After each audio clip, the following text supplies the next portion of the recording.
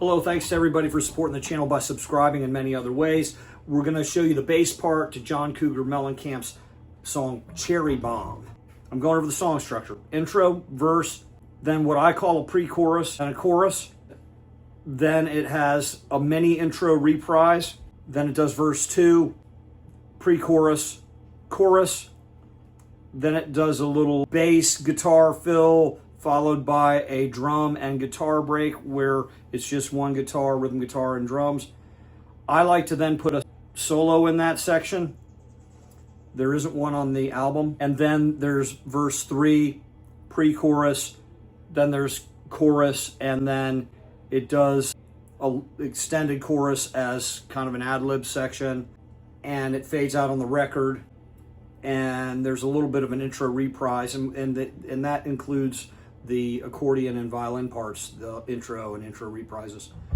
And then I like to end the song by doing that guitar bass fill at the end. Okay, I'm going to show you all these parts.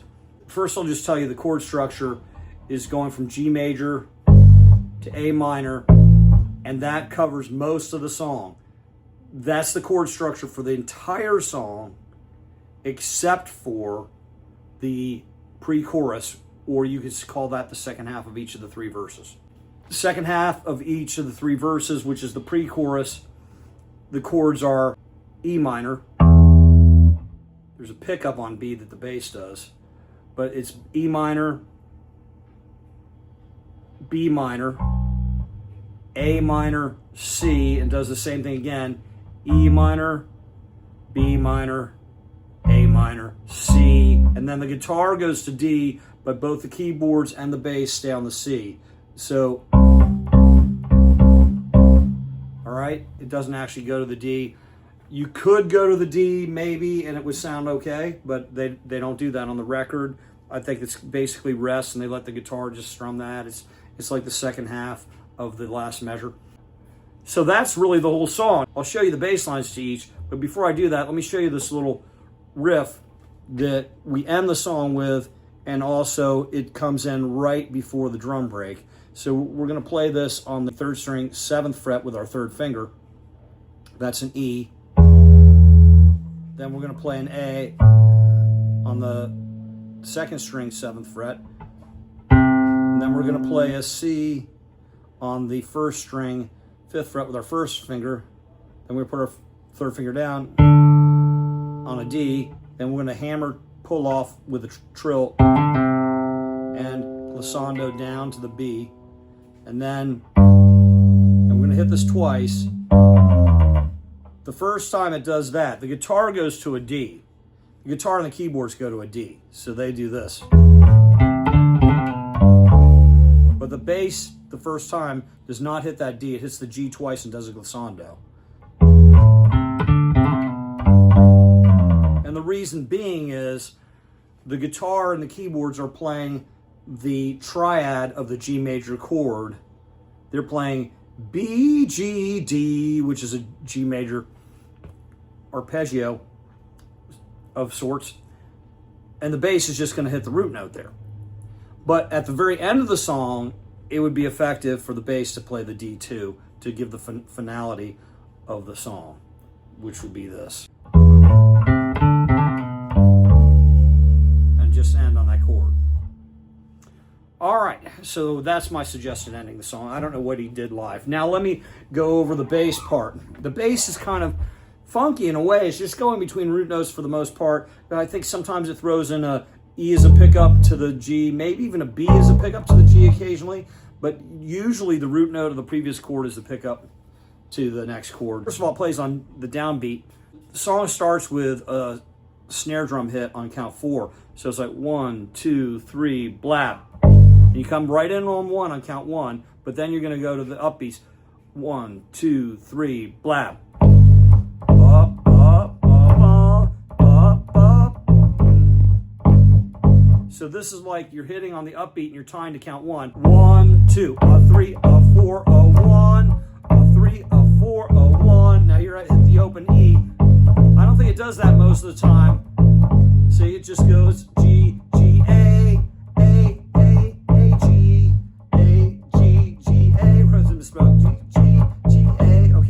So that's what it's doing most of the time, because that's the intro.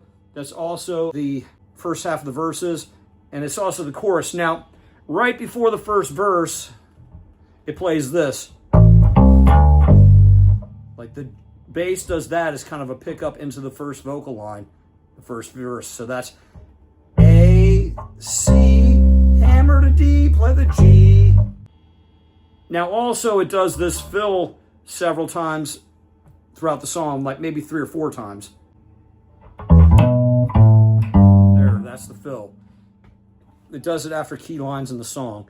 This is 3rd string, 7th fret, E note. Then we go to the 2nd string, 7th fret, A note. We're going to hammer from the A to B. Then we're going to play the A with our first finger. And then we're going to play the G there.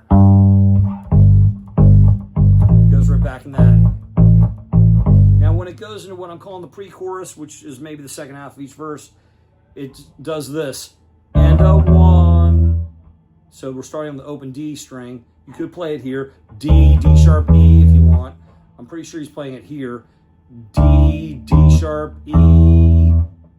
And that's a pickup. And a 1. And this is E minor. So here's that run. And a 1.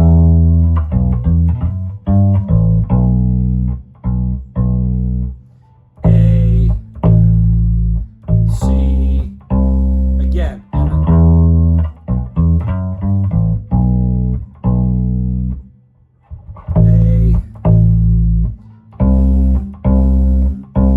Like I said, the guitar plays essentially C on counts 1 and 2, that last measure of each pre-chorus, and D more or less counts 3 and 4. Maybe it comes in the and a 3 or something.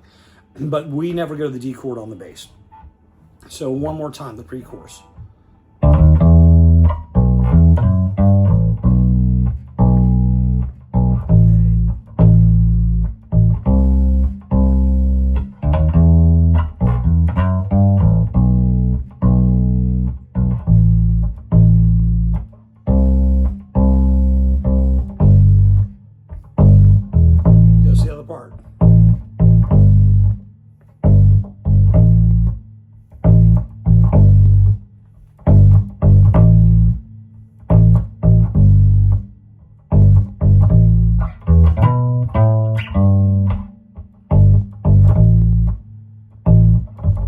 After the second chorus, we're doing this and does the accordion thing twice. So it goes the accordion and violin thing. So it's like.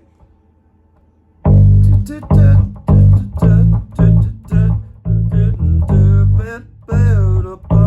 not playing the bass right because I'm trying to sing the other part.